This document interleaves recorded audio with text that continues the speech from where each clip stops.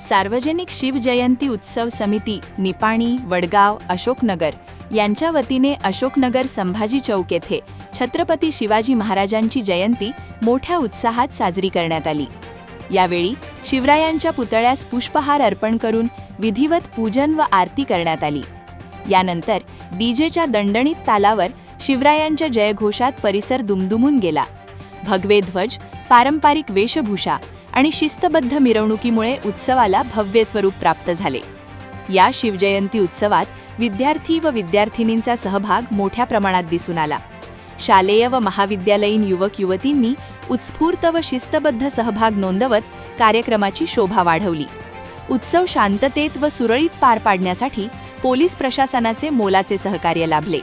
यावेळी police constable Santosh परदेशी, police constable Tekale दादा तसेच गृहरक्षक राजेंद्र देसाई यांनी चोख बंदोबस्त ठेवत कार्यक्रम यशस्वी होण्यासाठी महत्त्वाची भूमिका बजावली।